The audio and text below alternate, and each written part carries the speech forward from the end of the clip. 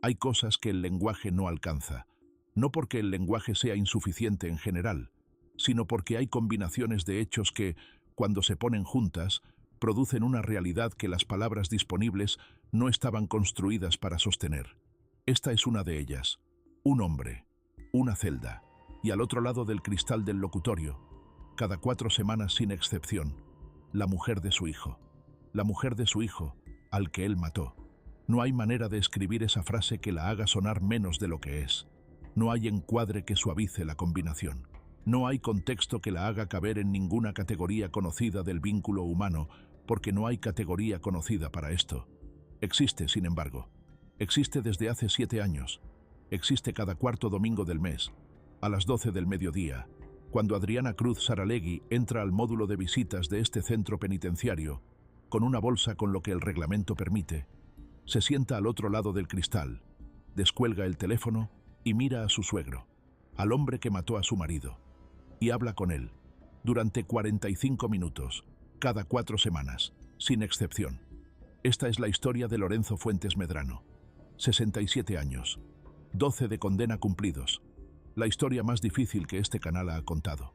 No porque los hechos sean los más extremos, sino porque lo que ocurrió después de los hechos no tiene precedente en ninguna historia que hayamos encontrado, y porque lo que ese después contiene es la pregunta más grande que puede hacerse sobre la naturaleza del ser humano. ¿Qué es el perdón? ¿Y qué ocurre con quien lo recibe cuando no lo merece y no sabe qué hacer con él? Entonces Lorenzo Fuentes Medrano nació el 11 de enero de 1957 en una ciudad del interior. El mayor de 3 hijos, padre albañil, madre costurera, una familia de trabajo en el sentido más honesto del término, sin abstracción, sin proyectos, con la dignidad específica de quien produce algo con las manos todos los días y tiene lo suficiente para que la mesa esté servida. Lorenzo creció en esa dignidad y la hizo suya. A los 16 empezó a trabajar con su padre en la construcción, no porque no hubiera alternativas, sino porque era lo que había, lo que conocía, lo que su cuerpo aprendió antes que cualquier otra cosa. Era bueno en eso. El trabajo físico tiene sus propias formas de inteligencia, y Lorenzo las tenía todas. La lectura del espacio, la anticipación de cómo las cosas se sostienen entre sí, la paciencia específica del que sabe que una estructura se construye de abajo hacia arriba y que los cimientos no pueden apresurarse. A los 24 se casó con Elena. A los 25 nació Mateo. Mateo Fuentes Alcántara, su único hijo. Hay padres que quieren a sus hijos de la manera que los manuales describen el amor paterno, con una mezcla de afecto, autoridad, distancia apropiada, respeto a la individualidad que el hijo va construyendo. Lorenzo no quería a Mateo de esa manera. Lorenzo quería a Mateo de la única manera que sabía querer, completamente, sin distancia apropiada, sin respeto a las fronteras que no veía o que veía y cruzaba de todas formas porque el cruce no era consciente. Era simplemente cómo funcionaba. Eso no era visible como problema en los primeros años. En los primeros años, el amor que lo llena todo parece la descripción perfecta de un buen padre, un padre presente, un padre que aparece, un padre que no deja escapar ningún partido de fútbol, ninguna función del colegio, ningún momento en que su hijo necesita que alguien esté. Lo que ese amor llena todo no revela su coste hasta que el hijo crece. Y cuando el hijo crece, lo que antes parecía presencia, empieza a parecerse a otra cosa. Mateo Fuentes creció siendo el centro de la vida de su padre. Eso tiene una cara que es un don, la seguridad del que siempre ha sido visto. La certeza de que hay alguien que pone su bienestar en primer lugar sin negociación posible. Y tiene la otra cara, el peso de ser el centro de algo que no pediste. Mateo fue, con el tiempo, un hombre que sabía exactamente quién era él mismo, pero que también sabía que la versión de él que existía en la mente de su padre era diferente, más grande, más perfecta. La versión que un hombre construye cuando pone todo lo que es en un solo punto y necesita que ese punto valga lo que costó. Eso no es culpa de nadie.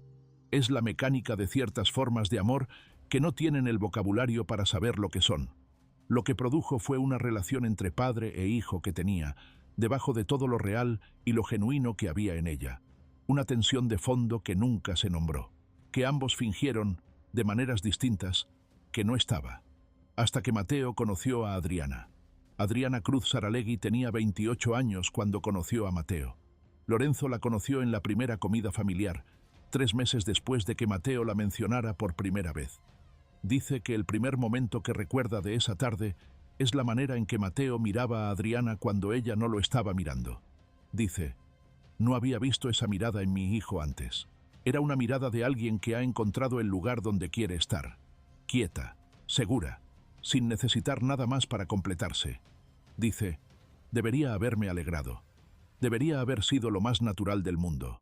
Pausa. Dice, pero lo que sentí no fue alegría. Fue algo que no identifiqué en ese momento y que he tardado 12 años en nombrar con honestidad. Dice, lo que sentí fue que algo se me quitaba.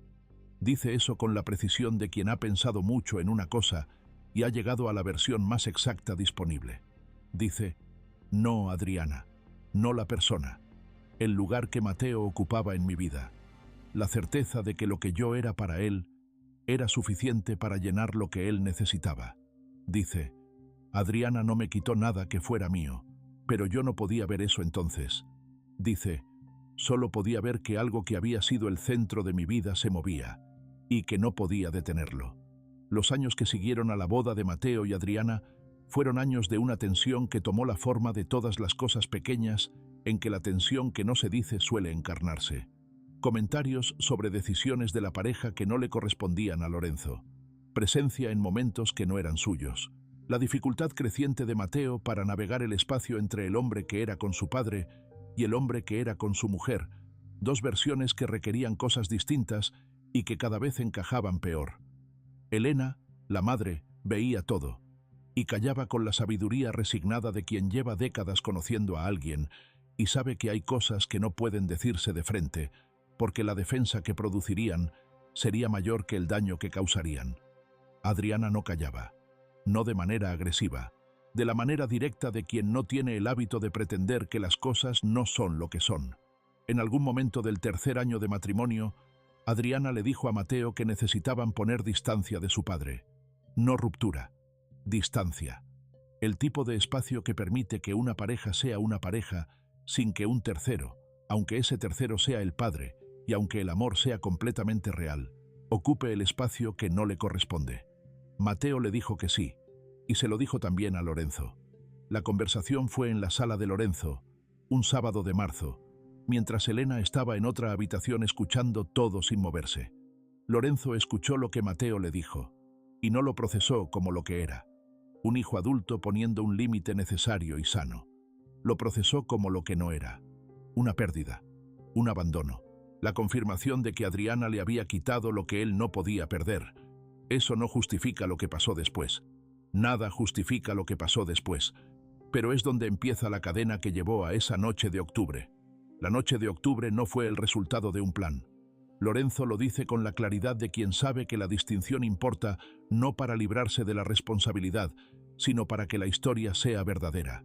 Dice, no me desperté esa mañana sabiendo lo que iba a pasar esa noche. No hubo intención desde el principio. Dice, lo que hubo fue un acumulado. Meses de algo que no podía nombrarse ni gestionarse, porque las dos cosas habrían requerido un tipo de conciencia que yo no tenía entonces sobre mí mismo. Dice, y una noche, al final de una conversación que empezó como tantas otras y que escaló como ninguna antes, llegué a un punto donde lo que había acumulado encontró salida. Dice, y Mateo estaba delante. Dice, mi hijo estaba delante. Dice eso y se detiene. La pausa dura lo que dura. Dice, no hay más que decir sobre ese momento, que no sea lo que ya está en el expediente. Dice, lo demás es mío, y no es para contarlo. Ahora, Lorenzo Fuentes Medrano tiene 67 años. Es un hombre que ha envejecido de una manera específica. No el envejecimiento del cuerpo que se gasta, sino el del hombre que lleva dentro algo que pesa más que el cuerpo. La espalda ligeramente inclinada hacia adelante, como si la verticalidad requiriera un esfuerzo que en otro tiempo era automático. Los ojos son lo que más habla. No de culpa, que es lo que uno esperaría. Algo más difícil de describir.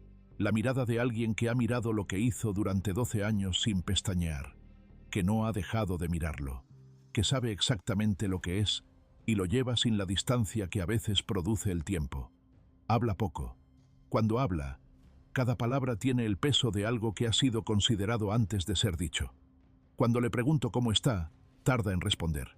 Luego dice, aquí, solo eso, aquí, y eso es suficiente.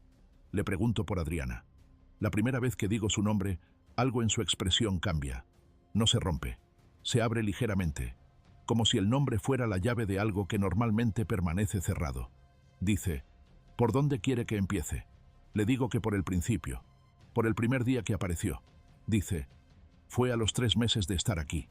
Dice, no la esperaba en ningún sentido. No había pensado que vendría y no estaba en ninguna condición de esperar nada. Los primeros meses dentro son los peores en ese sentido. No porque el sistema sea duro, que lo es, sino porque uno está procesando lo que hizo en tiempo real, sin distancia todavía, sin los años que luego amortiguan aunque no resuelven. Dice, estaba en el módulo cuando me dijeron que tenía visita. Dice, pensé que sería Elena. Mi mujer todavía venía en ese momento. Dice, no era Elena. Pausa.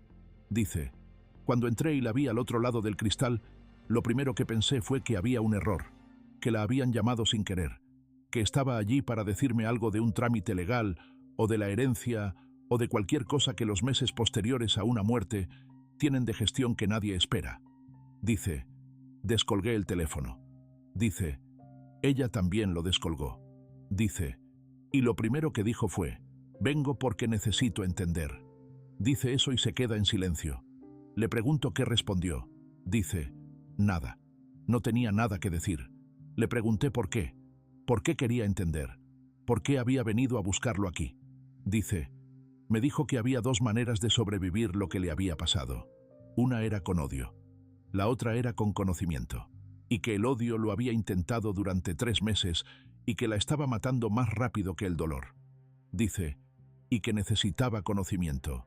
Dice, que necesitaba entender qué había pasado realmente, no los hechos del expediente, la verdad de lo que había en un hombre para que llegara a hacer lo que hice. Dice, me preguntó si estaba dispuesto a hablar. Dice, le dije que sí. Dice, fue la primera vez en mi vida que decía que sí, sin saber si tenía lo que se necesitaba para cumplirlo. Antes de continuar, si estas historias te llegan, suscríbete al canal. Es el único gesto que necesitamos para seguir haciéndolas. Las primeras visitas fueron las más difíciles, no por la hostilidad, por la ausencia de ella.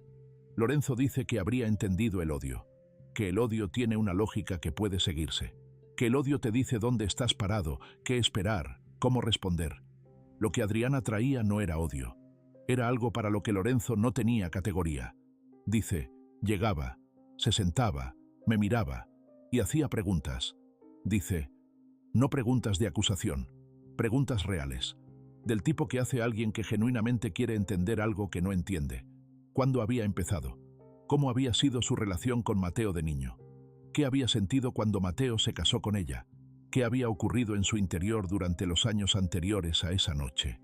Dice, al principio no podía responder, no porque me negara, sino porque nadie me había hecho esas preguntas y yo nunca me las había hecho a mí mismo con ese nivel de honestidad. Dice, Adriana me forzó a pensarme. Dice, lleva 7 años forzándome a pensarme. Dice, y es la persona más valiente que he conocido en mi vida. Dice eso con la quietud de siempre, no con emoción performativa, con el peso específico de una afirmación que ha sido medida tantas veces que ya no necesita adornos. Entonces, Elena, la madre de Mateo y esposa de Lorenzo, visitó a su marido durante 9 meses. Las visitas eran dolorosas de una manera diferente a las de Adriana. Elena llevaba dentro 2 duelos simultáneos que no podían separarse. El de la madre que había perdido al hijo y el de la mujer que había perdido al hombre que creía conocer. La segunda pérdida era quizás la más desestabilizadora, no porque fuera mayor que la primera, sino porque obligaba a reescribir 40 años de historia con una información nueva que cambiaba el sentido de todo lo anterior. Lorenzo no podía darle a Elena lo que Elena necesitaba, no porque no quisiera, sino porque lo que Elena necesitaba era una explicación que devolviera el sentido al tiempo que habían vivido juntos, y esa explicación no existía en ninguna forma que Lorenzo pudiera construir. La última visita de Elena fue en el 10º mes. No hubo escena. No hubo declaración. Elena llegó. Estuvo los 45 minutos. Y cuando el tiempo terminó y se levantó para irse, Lorenzo vio en su cara algo que reconoció, aunque nunca lo había visto antes en ella. El final de algo. No el final del amor, necesariamente. El final de la capacidad de seguir siendo la persona que seguía viniendo. Elena se fue. No volvió. Lorenzo dice que lo entiende. Dice, Elena perdió a su hijo, y al mismo tiempo perdió la vida que había construido. Al mismo tiempo, sin separación entre las dos pérdidas. No había nadie con capacidad para sostener eso y seguir viniendo. Dice, no le guardo nada. Le guardo todo lo demás. Pero no le guardo eso. Dice, es la única honestidad que puedo darle desde aquí. Ahora le pregunto qué hablan Adriana y él ahora. Dice, de todo. Dice eso y luego elabora. Dice, al principio solo hablábamos de lo que ella necesitaba entender, de lo que yo podía explicar sobre lo que había ocurrido y por qué.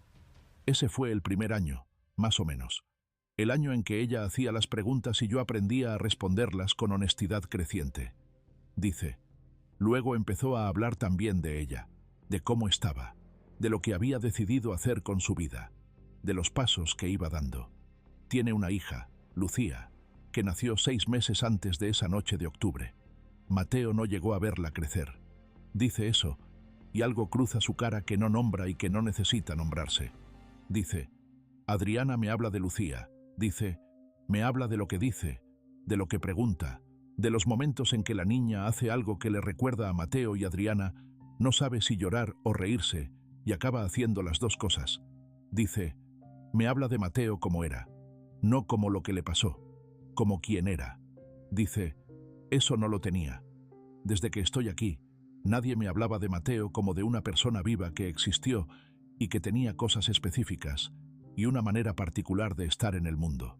Dice, solo yo, en mi cabeza. Dice, y en mi cabeza, durante mucho tiempo, Mateo no pudo ser quien era, solo pudo ser lo que yo hice. Dice, Adriana me devolvió a Mateo, a quien era. Dice eso, y la pausa que sigue es diferente a las otras. Dice, no hay manera de decir lo que eso significa. Le pregunto si alguna vez han hablado de perdón. La pregunta queda en el aire entre los dos. Lorenzo tarda más de lo habitual en responder. Dice, una vez, solo una. Dice, fue en el 4.º año. Adriana había llegado diferente ese día. No lo que dice diferente, lo que lleva diferente. El tipo de diferente que solo se ve cuando ya conoces bien a alguien. Dice, a la mitad de la visita, en un silencio que hubo entre los dos, me dijo, no sé si lo que hago es perdonarte. Dice, le dije que no necesitaba que me perdonara. Dice, me dijo, ya lo sé, por eso lo estoy intentando. Dice, le pregunté para quién lo intentaba. Dice, me dijo, para mí, no para ti, para mí, porque cargar con lo que le haría a la persona que mató a Mateo me haría más pequeña de lo que quiero ser. Y Mateo no quería una mujer pequeña. Dice, me quedé sin nada que decir. Dice, Adriana tampoco dijo más. Dice, y seguimos en silencio el resto del tiempo. Dice, fue la visita más larga de todas las que recuerdo. No en minutos, en lo que contenía. Hay una pregunta que nadie en este caso puede responder con certeza. No Lorenzo, no Adriana, no el sistema que procesó los hechos y emitió la condena y gestiona la visita de cada 4.º domingo. La pregunta es esta: ¿qué es lo que Adriana Cruz Saralegui viene a buscar cada mes al locutorio de un centro penitenciario para hablar con el hombre que mató a su marido? Las respuestas posibles son varias y probablemente todas son verdaderas en alguna medida. Viene por conocimiento, como dijo en la primera visita. Viene porque entender es la única forma que encontró de no ser consumida por lo que no entiende. Viene por Mateo, porque Lorenzo es el último vínculo vivo con la persona que más conoció a Mateo antes de que Mateo fuera el Mateo que ella conoció. Porque hay una versión de su marido que solo existe en la memoria de este hombre. Y mientras ese hombre vive y ella puede hablar con él, esa versión sigue existiendo de alguna manera. Viene por Lucía, porque Lucía tiene el derecho de conocer quién era su padre. Y la persona que más sabe sobre los primeros 30 años de su padre está en esta celda. Y viene quizás por algo que no tiene nombre fácil, pero que existe de todas formas.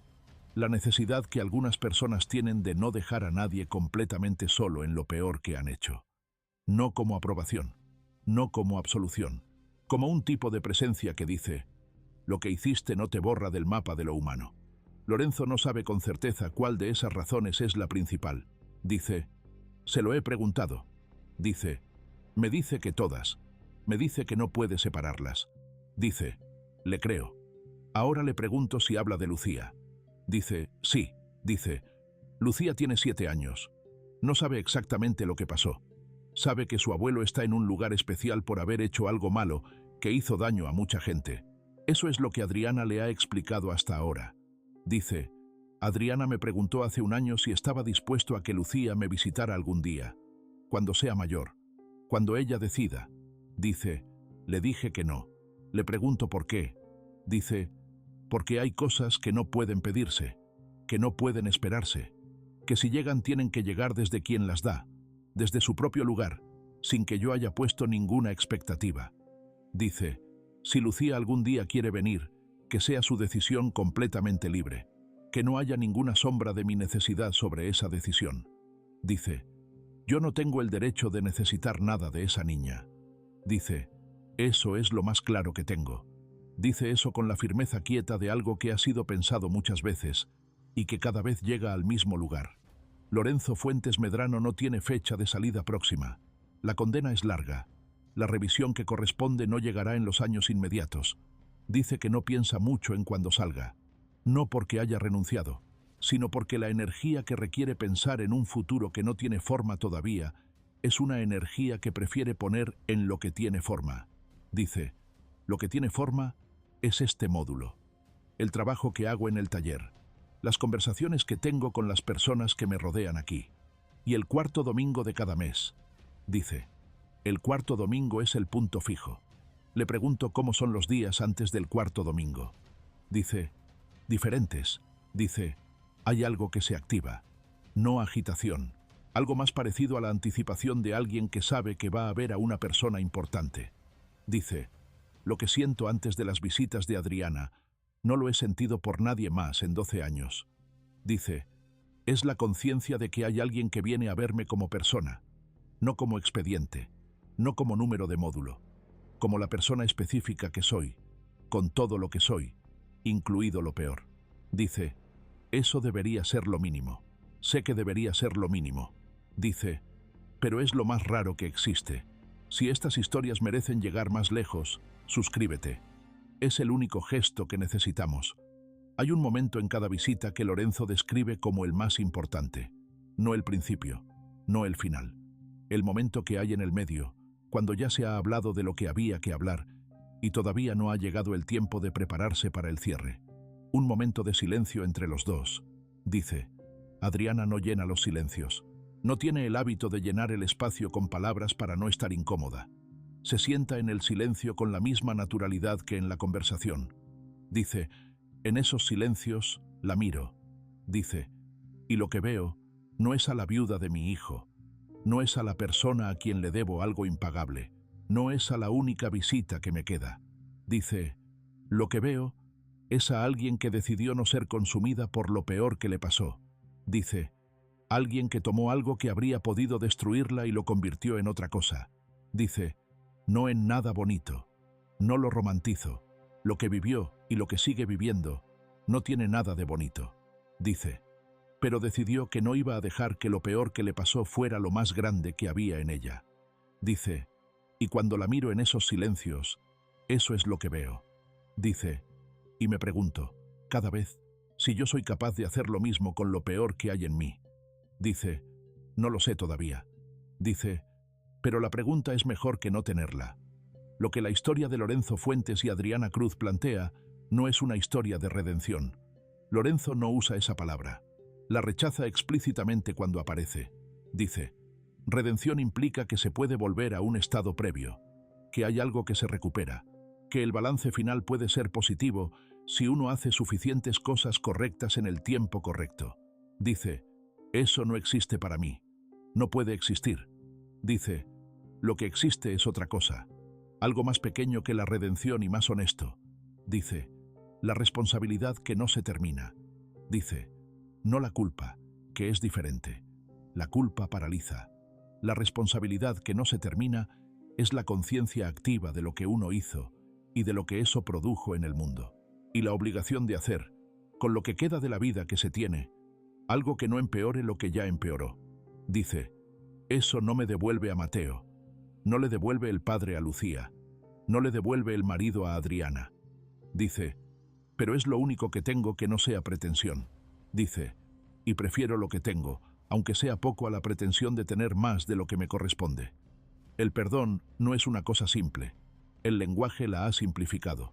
Las narrativas que rodean el perdón, las que circulan en la cultura con más fuerza, lo presentan como un evento. El momento en que alguien dice, te perdono, y algo se cierra. El episodio que tiene un antes, un durante y un después. La resolución que permite seguir. Lo que Adriana Cruz Saralegui practica no tiene esa forma. Ella misma lo ha dicho, según Lorenzo, de maneras distintas en distintas visitas, que no sabe si lo que hace es perdonar, que no usa esa palabra para describir lo que hace porque la palabra no alcanza a describir la cosa. Lo que hace es más parecido a esto: elegir, cada cuarto domingo del mes, no dejar que lo peor que le pasó sea lo último que la define a ella. Eso no es generosidad hacia Lorenzo. Es una decisión sobre sí misma. La distinción importa. El perdón que se da a otro como regalo tiene la forma del uno hacia el otro. La decisión de no ser destruida por lo que te destruyó tiene la forma del uno hacia sí mismo. Y cuando ambas cosas coinciden en el mismo acto, lo que produce es algo para lo que ninguna categoría disponible es suficientemente exacta. Es lo que ocurre en ese locutorio, cada 4 semanas, durante 45 minutos. En ese espacio donde dos personas que no deberían poder mirarse a los ojos se miran, y hablan, y están en silencio, y algo que no tiene nombre existe entre los dos. No reconciliación, no resolución, no la paz que viene del final de algo diferente. La presencia de dos personas que eligieron, cada una desde su lugar y desde su herida, no desaparecer. Eso es todo. Y es más de lo que el lenguaje sabía que podía existir cuando empezó esta historia. Hay una última cosa que Lorenzo dice antes de que termine el tiempo. No se la pregunto, la ofrece él solo, como si hubiera esperado el momento correcto durante toda la conversación. Dice, hay algo que le dije a Adriana en la tercera visita, en un momento de la conversación que no recuerdo cómo llegó. Le dije, no mereces estar aquí. Dice, me dijo, lo sé, por eso vengo. Dice, tardé mucho tiempo en entender esa respuesta. Dice, lo que entendí, cuando llegué a entenderlo, es esto, que las cosas que merecemos y las cosas que elegimos no siempre son la misma cosa, y que hay personas que eligen por encima de lo que merecen, no porque sean ingenuas, no porque no sepan lo que cuestan esas elecciones. Dice, sino porque la versión de sí mismas que quieren ser requiere ese tipo de elecciones. Dice, Adriana eligió ser alguien que no se consume, que no se cierra, que no se hace pequeña. Dice, yo elegí matar a mi hijo. Dice eso con la misma quietud que todo lo demás, sin inflexión dramática, como una frase que ha dicho dentro de su cabeza tantas veces que ha perdido el borde cortante sin perder la verdad. Dice, esas dos elecciones existen en la misma historia. Dice, yo no puedo deshacer la mía. Dice, ella no tiene que hacer la suya. Dice, y sin embargo la hace. Dice, cada cuarto domingo. Dice, sin excepción. Dice, eso es lo que me lleva 12 años intentando entender. Dice, y lo que, cuando creo que estoy cerca de entenderlo, me hace ver que todavía no estoy cerca. Dice, quizás no se entiende. Dice, quizás solo se recibe. Dice, quizás lo único que se puede hacer con algo que no se merece y que llega de todas formas es recibirlo. Dice, sin explicarlo. Dice, sin justificarlo. Dice, solo recibirlo. Y en eso, en la quietud de esa última palabra, está todo lo que esta historia puede decir y todo lo que no puede.